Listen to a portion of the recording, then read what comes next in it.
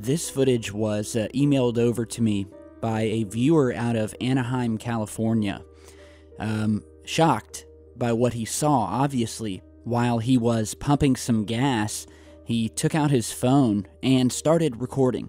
So he sent me an email, and he said that while he was putting gas in his car, he noticed this black, triangular-shaped object floating in the air, eerily still and eerily quiet. Now, this actually happened last year, but it's never been featured anywhere else, and once he discovered my channel, the first thing he did was to send it over and indicate to me, first and foremost, that this was not a kite, this wasn't a balloon, a bird, and that he was sure of. It made no sound and was very steady. The area where it was flying over was a water reservoir called Raymond Retarding Basin. And so he says he finished pumping gas, he got into his car and grabbed his iPhone and began recording. And it looked like nothing he had seen before, except in other videos that he had found online, which also featured this same typical black TR3B shaped object. And we'll talk more about the TR3B here in just a second, but he finished off his email by saying that he drove about a block away, and when he looked back to try to find the object again, it was no longer in sight. This looks remarkably like the standard TR3B, or black manta. Now, if you're new to the research, and if you've heard me mention the word TR3B before and maybe you don't know what it is, well, in a nutshell, the TR3B, or TR3 Black Manta, is the name of a highly secret government surveillance aircraft that is said to have been developed under a very secret black project. And the only evidence that we have that this thing exists is through the testimony and the sightings of people from all over the world who have seen this very mysterious craft, which has also been seen to exhibit anti-gravity capabilities, with several reported sightings over Antelope Valley, an area in the desert in Southern California, which is very close to several known military research and testing areas such as Edwards Air Force Base and the United States Air Force Plant 42. The TR3B is your standard black triangular shape, alright? It has no real wings. It is said to have a white light on each corner and a red light in the center. This is on the bottom of the craft. And it's long since been suggested that this highly secretive aircraft and the anti-gravity technology that encompasses it was actually engineered through the back engineering of alien craft that had been recovered at one time or another. The Roswell crash may come to mind. And so the idea is that the government has used this technology to create their own craft, and that many of the UFO sightings we see today may in fact be of our own and not of an alien nature. Although, if they are our military's craft, they can still be of an alien nature because of the back-engineered tech inside them. So again, I want to thank Hector for an amazing piece of video here. Let me know what you guys think. Anyone from Anaheim, California, seen something similar? Don't hesitate to post it down in the comments or send me an email. So next, I want to show you guys some more footage, this time from our moon. Now lately, we've been talking about some of the strange things on the moon, whether it be the structures, the towers, the strange smokestacks that have been captured sitting inside of craters, and recently that were found flying above the moon. And we have found in the past what appear to be ruins of some sort. So the idea is, and what the evidence points to, is that at one point in time, possibly millions of years ago, the moon was covered in these ancient bases found in specific places. And so there's a new video out by a friend of mine who runs the channel StreetCap1, who has identified what, in his opinion, could be some sort of crashed craft of some sort. And he found this while going through some high-resolution images of the moon, which just show this sort of circular object partially buried into the lunar soil with a trail behind it. So I'll go ahead and just play you an excerpt from this video here. But what's a good convincer on this are the marks leading up to this object and the sort of drag marks through here. It looks like a saucer to me. You may think different. Anyway, I'll add it into the video. Very strange if it's a rock. The other thing is it's sitting on its own, away in the middle of a very barren piece of land, as you can see here. You can see it better now. See these marks here? Leading right up to this. Looks like it's been gliding along and or it's come down, it's had to crash land or something. That's what it looks like to me anyway. You might think different. An interesting find by StreetCap1. The jury is out on this one, and as pointed out by StreetCap, we have this circular object. We have what appears to be a trail behind it. Now, could this be something? Yes, indeed it could.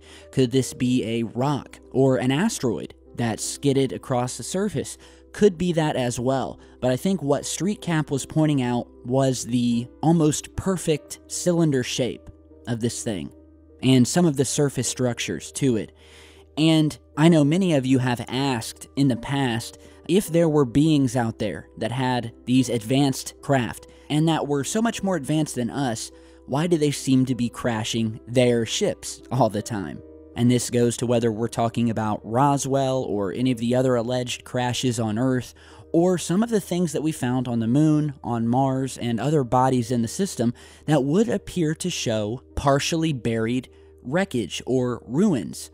And the simple answer is that just because you have an advanced race with advanced technology does not mean that at some point in the distant past that there wasn't some sort of war or cataclysm or something that would have caused these ruins to become ruins, that would have caused these crashes, or this unknown debris to be littered across the moon or Mars or Earth.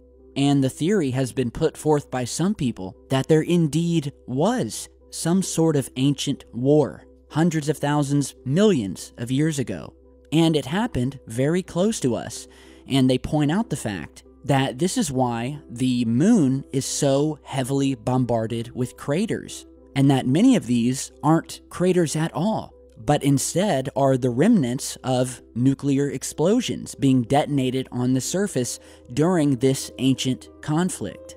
And the same thing has been said for the planet Mars, which also features scars along its surface as if it had been hit by some sort of direct energy weapon. And there's videos on YouTube you can find that talk about this. But when you look at some of the bodies in the solar system, some of the scarring or the cratering found on them truly does correlate more with some sort of nuclear detonation than it would with asteroids skipping across the surface. And so maybe one day in the future we'll go in depth about this, but there are some highly in-depth videos that already talk about this on YouTube, and the one about Mars specifically, I will find it and I'll put the link down in the video description. It's mind-boggling, so you guys got to check that out. Now, while we're on the topic of the moon, I have another piece of what looks like telescopic footage or high-powered lens footage of someone who was zoomed in on the moon and caught something very slowly creeping by. So check this out.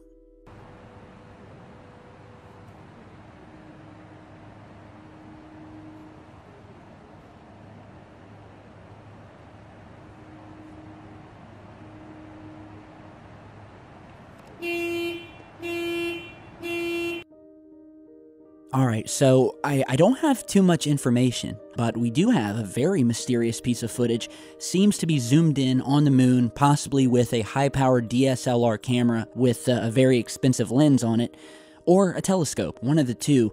And as you guys can see, we have sort of a circular object seen floating by, going at a very straight pace, moving in a straight line.